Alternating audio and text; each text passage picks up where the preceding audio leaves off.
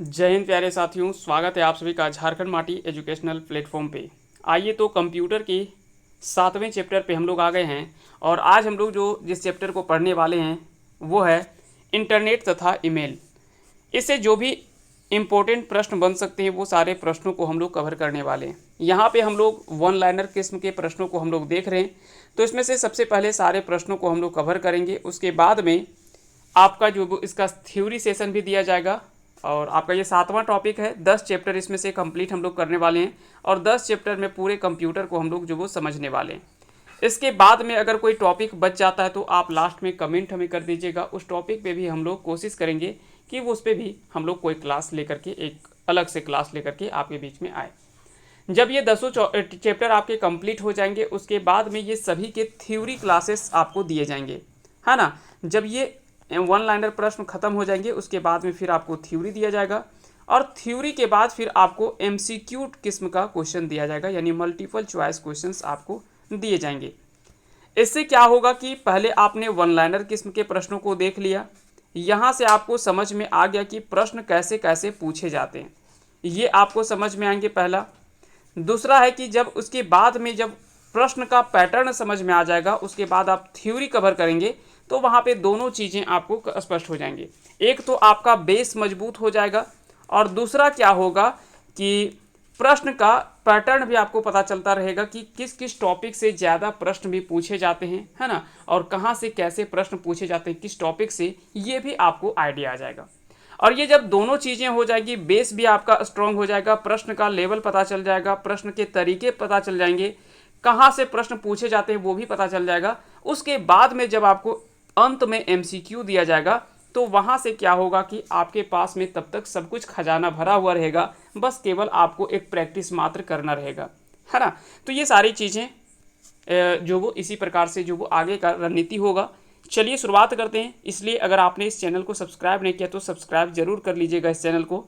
और जल्दी हम लाइव सेशन भी लेकर के आएंगे, लेकिन इसके लिए एक शर्त है कि जब तक इसमें से 1000 सब्सक्राइबर्स नहीं पूरे होंगे तब तक इसमें लाइव क्लासेस नहीं लिए जा सकते हैं।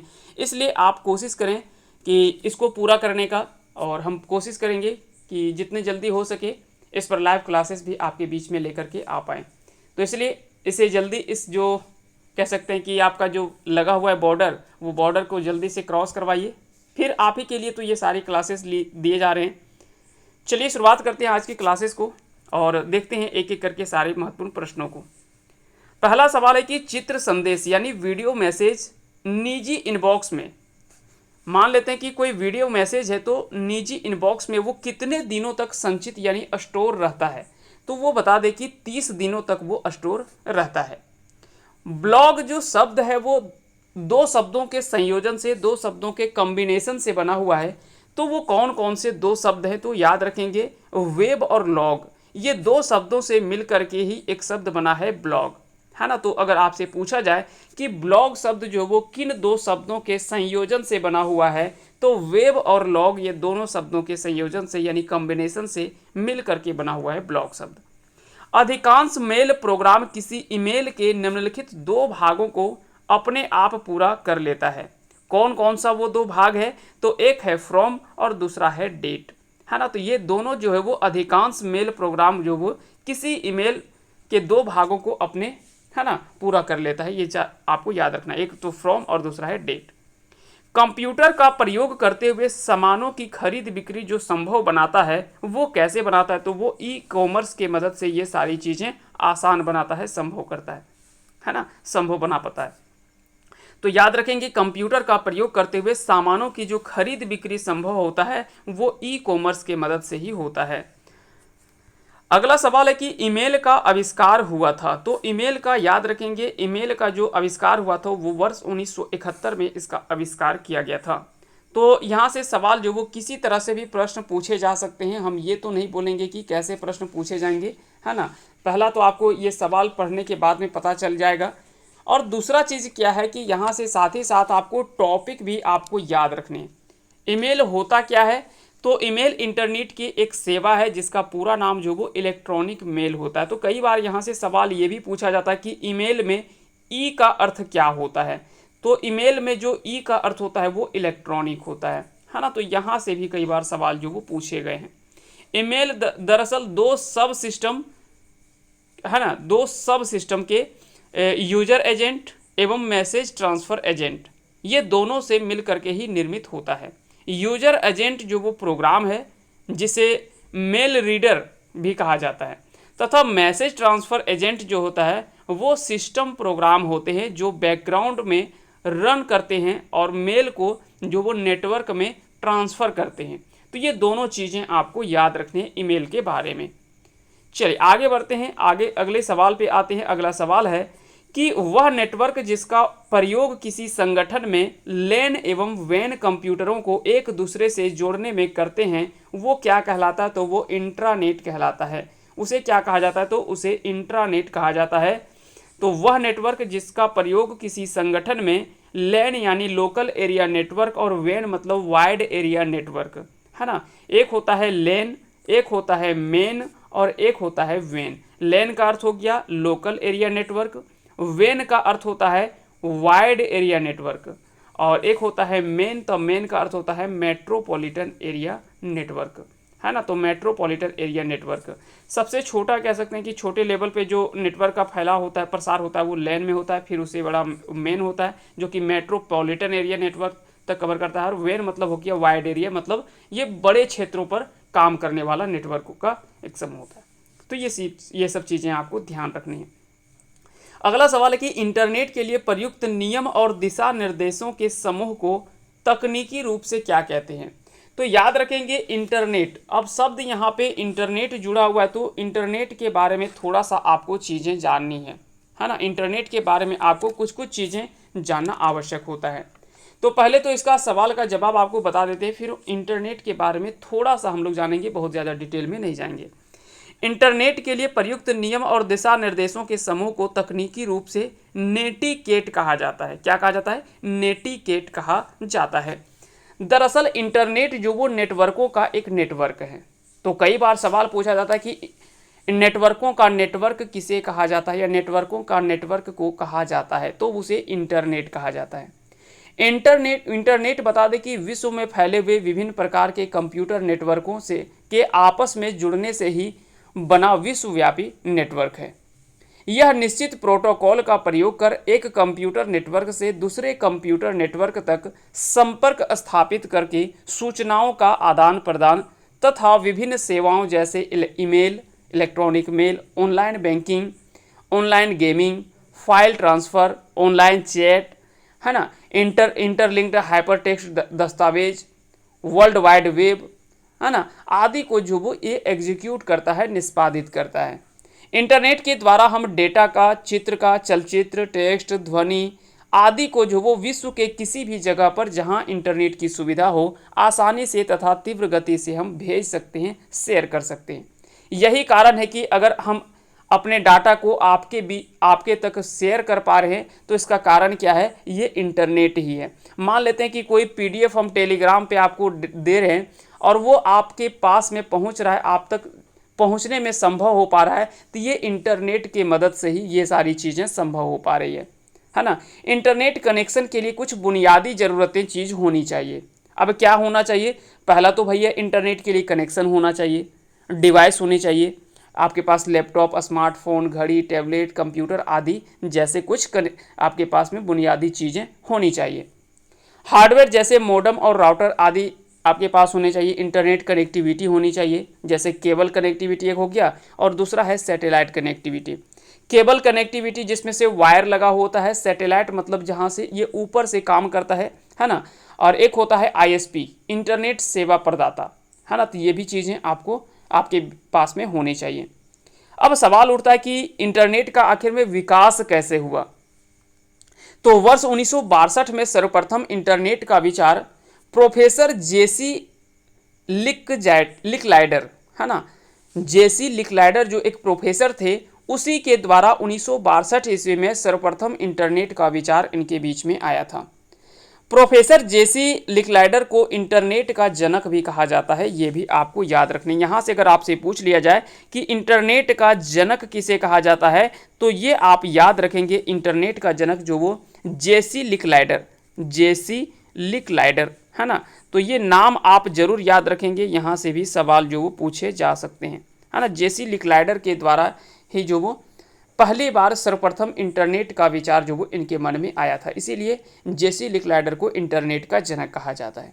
इंटरनेट का सर्वप्रथम प्रयोग जो हुआ था वो अमेरिका में सेना के लिए किया गया था। अमेरिकन सेना एक अच्छी और विश्वसनीय संचार सेवा चाहती थी, अतः विश्व में अगर बात करें तो 1969 में अमेरिकी रक्षा विभाग द्वारा अर्पानेट यहाँ पे याद रखेंगे, अर्पानेट के बारे में आपको याद रखने हैं। कई बार सवाल यहाँ से पूछा भी गया है अर्पानेट के बारे में, है ना। अर्पानेट, तो अर्पानेट के बारे में आपको ध्यान रखने, इसका फुल फॉर्म भी होता है। अर्पानेट का फुल फॉर्म होता है, ए से हो गया एडवांस, आर से हो गया रिसर्च, पी से हो गया प्रोजेक्ट, एजेंसी, नेटवर्क, है ना। NET ये नेटवर्क हो गया। तो याद रखेंगे advance, research, project, agency, network, है ना। तो इसका फुल फॉर्म भी आपको कई बार यहाँ से पूछे जाते हैं। तो याद रखेंगे 1969 में अमेरिकी रक्षा विभाग द्वारा अर्पानेट नाम का एक नेटवर्क बनाया गया, जो विश्व का पहला नेटवर्क भी कहा जाता है। यहाँ से भी कई बार सवाल जो वो पूछे जाते हैं। अर्पा नेटवर्क में 4 जो वो दूरस्थ कंप्यूटरों को परस्पर जोड़ा गया था और उसके द्वारा रक्षा विभाग में अनुसंधान यानी रिसर्च और डेवलपमेंट कार्य जो वो किया गया। वर्ष 1989 में जो वो इंटरनेट को सबके लिए खोल दिया गया, यानी सबके लिए जो वो कॉमन कर दिया, मतलब उसके बाद में 1989 के बाद में हर कोई इंटरनेट का प्रयोग करने लगा। लेकिन उसके पहले जो वो सर्वप्रथम इंटरनेट का प्रयोग जो वो अमेरिका के द्वारा किया गया था, और वो भी इसके रक्षा विभाग के द्वारा अर्पानेट नामक एक नेटवर्क जो वो बनाया था, याद रखेंगे। इसके बाद हम बहुत ज़्यादा डिटेल में नहीं जाएंगे, नहीं तो फिर इसका क्लास जो वो लंबा चला जाएगा और फिर अलग मोड में चला जाएगा ये क्लास। तो हम नहीं चाहते हैं कि थ्योरी पे हम बहुत ज़्यादा बात करें, क्योंकि यहाँ पे हम लोग जो वो सवालों पे बात करें। जब हम लोग थ्योरी क्लास पे आएंगे तो वहाँ पे उन सारी चीज़ों के बारे में हम लोग चर्चा करेंगे डिटेल से। वेब पेज को रिलोड करने हेतु बटन जो दबाया जाता है उसे क्या कहा जाता है, तो उसे रिफ्रेश कहा जाता है। वेब पेज कहता है कि एक दूसरे से जुड़े होते हैं तो वो हाइपर लिंक के द्वारा जुड़े होते हैं। तो वेब पेज एक दूसरे से जो जुड़े होते हैं वो हाइपर लिंक के मदद से ही जुड़े हुए होते हैं, हाइपर लिंक के द्वारा ही। इंटरनेट एक्सप्लोरर क्या है, तो इंटरनेट एक्सप्लोरर जो वो एक वेब ब्राउजर है। कंप्यूटर तथा इंटरनेट के द्वारा किया गया गैर कानूनी कार्य क्या कहलाता है, तो ये साइबर क्राइम कहलाता है। क्या कहलाता है, साइबर क्राइम कहलाता है। अगला सवाल है कि वेबसाइट एक्सेस करने के पश्चात सबसे पहला जो पेज दिखाई देता है उसे क्या कहते हैं, तो उसे हम लोग होम पेज कहते हैं। क्या कहते हैं, होम पेज कहते हैं। तो वेबसाइट एक्सेस करने के पश्चात में जो सबसे पहला जो पेज दिखाई देता है उसे क्या कहते हैं, तो उसे होम पेज कहा जाता है ना। किसी समस्या को सुलझाने की व्यवस्थित प्रक्रिया क्या कहलाती है, तो ट्रबल शूटिंग कहा जाता है ना। ट्रबल शूटिंग जो वो इसे कहा जाता है। मोबाइल फोन का उपयोग करके धन स्थानांतरण करने वाली प्रक्रिया को क्या कहा जाता है, तो उसे IMPS कहा जाता है। क्या कहा जाता है, IMPS कहा जाता है। आप कमेंट बॉक्स में इसका फुल फॉर्म जो वो आप हमें कमेंट बॉक्स में लिख दीजिएगा, इसका फुल फॉर्म क्या होता है। देखते हैं कितने लोगों को इसका जो वो फुल फॉर्म पता है। जरूरी नहीं कि हर चीज़ें बताई जाए, कुछ चीज़ें आपको ध्यान रखनी है, उन चीज़ों को याद भी रखनी है। तो इसका फुल फॉर्म आप कमेंट बॉक्स में जरूर लिख दीजिएगा। अगला सवाल है कि गोफर उपयोगी होता है, तो गोफर जो वो किस लिए उपयोगी होता है, तो विभिन्न सूचनाओं के एकत्रीकरण के लिए यह जो वो उपयोगी होता है गोफर। वेब पर किसी विशेष कंप्यूटर और संपूर्ण साइट के मुख्य पृष्ठ को पहचानता है, वो URL है। क्या है, URL है। CSS के लिए प्रयुक्त होता है, तो cascading style sheets, cascading style sheets, है ना, शीट्स। तो CSS का फुल फॉर्म भी आपसे कई बार पूछे जाते हैं। डिजिटल पेमेंट में विस्तृत लेन देन के लिए स्थानांतरण मोड क्या है, तो RTGS है, जिसका फुल फॉर्म होता है real time gross settlement. Real time gross settlement के, है ना, याद रखेंगे। डिजिटल पेमेंट जो वो विस्तृत लेन देन के लिए जो स्थानांतरण मोड है वो है RTGS, है ना, रियल टाइम ग्रॉस सेटलमेंट। तो इसका भी फुल फॉर्म कई बार पूछा जाता है। W3C यानी WCCC, है ना। W3C मतलब होता है वर्ल्ड वाइड वेब, ये तो वर्ल्ड वाइड वेब कंसोर्टियम, है ना। तो इसका अर्थ क्या है, वर्ल्ड वाइड वेब कंसोर्टियम, इसका जो वो फुल फॉर्म, इसका अर्थ, इसका जो वो अर्थ है ना। तो याद रखेंगे यहाँ पे W3, माफ कीजिएगा W3 और C है ना, माफ कीजिएगा ये नहीं, W और C है ना। तो याद रखेंगे इसका फुल फॉर्म जो होता है वो वर्ल्ड वाइड वेब कंसोर्टियम होता है ना। तो यहाँ पे आपको याद रखने, क्योंकि WW वर्ल्ड वाइड वेब इसके बारे में तो पता ही है, यहाँ पे C जो जुड़ा हुआ होता है इसका अर्थ होता है कंसोर्टियम।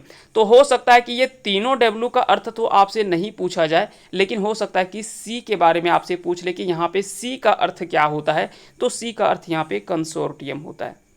जबकि हो सकता है कि कई बार सवाल यहाँ से पूछे जाते हैं कि WWW में आखिरी W का अर्थ क्या होता है, या बीच वाले W का अर्थ क्या होता है, या शुरुआती W का अर्थ क्या होता है, तो वर्ल्ड वाइड और वेब, है ना। तो ये भी आपको याद रखने, यहाँ से भी फुल फॉर्म कई बार पूछे जाते हैं। अगला सवाल है कि TCP का पूर्ण रूप क्या है, तो ट्रांसमिशन कंट्रोल प्रोटोकॉल, इसका जो वो फुल फॉर्म होता है। अनपेक्षित ईमेल तथा जंक मेल जो होता है वो स्पैम कहलाता है। ईमेल भेजते समय उपलब्ध BCC विकल्प का अर्थ क्या है, तो इसका अर्थ होता है ब्लाइंड कार्बन कॉपी, है ना, ब्लाइंड कार्बन कॉपी, इसका जो वो अर्थ होता है। अगला सवाल है कि ईमेल सेवा में POP का अर्थ क्या है, तो POP का अर्थ होता है post office protocol, post office protocol, इसका जो वो अर्थ होता है। टेलनेट का तात्पर्य क्या है, तो टेलनेट का तात्पर्य है टेलीटाइप नेटवर्क से, किससे है, टेलीटाइप नेटवर्क से इसका तात्पर्य है।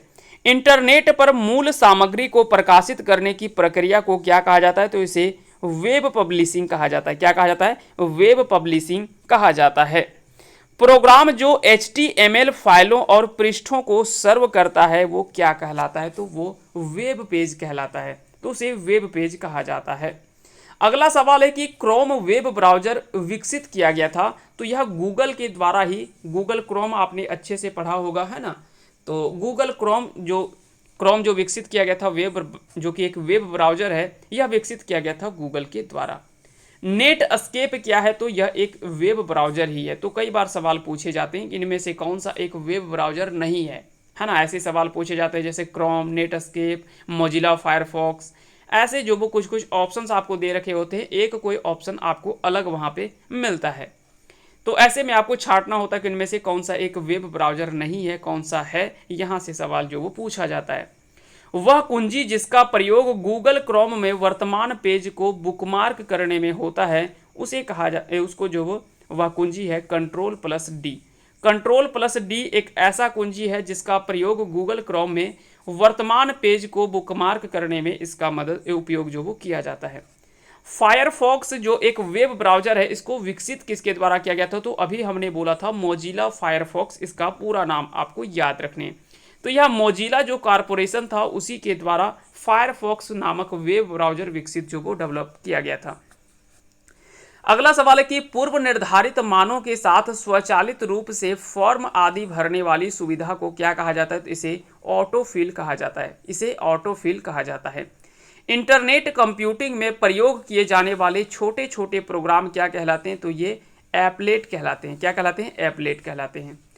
कहता है कि एक IP एड्रेस यानी एक IP पते के दशमलव बिंदु अंकन यानी डेसिमल डॉटेड नोटेशन में प्रत्येक घटक का अधिकतम मान क्या हो सकता है, तो ये 255 अधिकतम मान उसका हो सकता है। DNS का कार्य है, तो DNS का अर्थ क्या, कार्य क्या होता है, तो डोमेन नाम को IP एड्रेस में परिवर्तित करना ही DNS का जो वो मुख्य कार्य होता है। ECS का पूरा नाम क्या है, तो ECS का पूरा नाम इलेक्ट्रॉनिक क्लियरिंग सिस्टम है। कंप्यूटर वायरस प्रभावित करता है, तो याद रखेंगे कंप्यूटर वायरस जो मुख्य रूप में सॉफ्टवेयर को प्रभावित करता है। व्यापक पैमाने पर लोगों का ध्यान आकर्षित करने वाले कंप्यूटर वायरसों में से एक ही डिजाइन यानी MS-DOS को 6 मार्च 1992 को संक्रमित करने के लिए की गई थी। उस वायरस का नाम क्या था, तो बता दें कि व्यापक पैमाने पर लोगों का ध्यान आकर्षित करने वाले कंप्यूटर वायरसों में से एक की डिजाइन MS-DOS को 6 मार्च 1992 को संक्रमित करने के लिए की गई थी। उस वायरस का जो नाम था वो था catch me if you can. Catch me if you can उस वायरस का नाम था। वह वायरस जो ईमेल द्वारा भेजता है ना, तो वह वायरस जो ईमेल द्वारा भेजता है ना, थोड़ा सा यहाँ पे टाइपिंग एरर है, देख लीजिएगा आप इन चीज़ों को, ठीक है। तो याद रखेंगे इसे क्या कहा जाता है। तो कहता है कि वह वायरस जो ईमेल द्वारा भेजा जाता है उसे जेएस फोर्टनाइट कहा जाता है, जेएस फोर्टनाइट उसे कहा जाता है। फाइल इन्फेक्टर वायरस सामान्यतः संक्रमित करता है, तो यह निष्पादन कोड जो वो संक्रमित करता है। वह गोपनीय कोड जो कुछ प्रोग्रामों में प्रविष्ट प्रतिबंधित करता है क्या कहलाता है, तो वह पासवर्ड कहलाता है। क्या कहलाता है? पासवर्ड कहलाता है। लॉगिन नाम और पासवर्ड के प्रमाणीकरण को क्या कहा जाता है, तो लॉगिन नाम और पासवर्ड के प्रमाणीकरण को ऑथेंटिकेशन कहा जाता है। क्या कहा जाता है? ऑथेंटिकेशन कहा जाता है। याहू, गूगल अथवा MSN क्या है, तो यह सभी जो वो इंटरनेट साइट हैं। अधिकांश वर्ल्ड वाइड पेजों के कमांड क्या होते हैं, तो अधिकांश वर्ल्ड वाइड पेजों के कमांड जो होते हैं वो HTML होते हैं, है ना। हाइपर टेक्स्ट, इसका जो वो फुल फॉर्म भी कई बार जो वो आपसे पूछे जाते हैं HTML का, है ना, तो इसका फुल फॉर्म भी कई बार आपसे पूछ लिया जाता है। इन सभी का फुल फॉर्म भी आपको याद रखने, है ना। हाइपर टेक्स्ट मार्कअप लैंग्वेज, इसका फुल फॉर्म भी कई बार आपसे पूछ लिया जाता है। कहता है कि वह उपकरण जो दो या अधिक नेटवर्कों को जोड़ता है वह गेटवे है ना। तो गेटवे जो है वो दो या दो से अधिक नेटवर्कों को जोड़ता है। वेब पर एक्सेस करने के लिए दिए गए पेज, दस्तावेजों, ग्राफिक्स और ध्वनियों को लिंक किया जाता है। क्या किया जाता है? लिंक किया जाता है। तो वेब पर एक्सेस करने के लिए दस्तावेजों, ग्राफिक्स और ध्वनियों को लिंक किया जाता है। ये सारी चीज़ें आपको ध्यान रखनी है। तो इस प्रकार से आज का जो वो मुख्य रूप में इतने प्रश्न थे। तो प्रश्नों को आपने अच्छे से समझा होगा, चीज़ों को अच्छे से समझा होगा। इसके बाद में जब आप इस थ्योरी सेशन को इसका समझेंगे, इंटरनेट तथा ईमेल को, तो वहाँ से आपको हर चीज़ें स्पष्ट हो जाएंगे, है ना। अभी आपके पास में बहुत सारे सवाल होंगे, हमें पता है। अगर आपने अच्छे से कंप्यूटर इसके पूर्व में नहीं पढ़ा होगा तो आपके पास काफ़ी सारा सवाल होंगे कि ये क्या होता है, वो क्या होता है। तो इन चीज़ों को भी हम लोग जो वो डिटेल में समझने वाले हैं जब हम लोग थ्योरी सेशन पे देखेंगे। तो इसी तरह से हमारे साथ जुड़े रहें, निश्चय ही आपको आने वाले समय पे यहाँ से बेनिफिट्स नज़र आएगा। चलिए फ़िलहाल के लिए इतना ही, मिलते हैं हम लोग अगले टॉपिक में।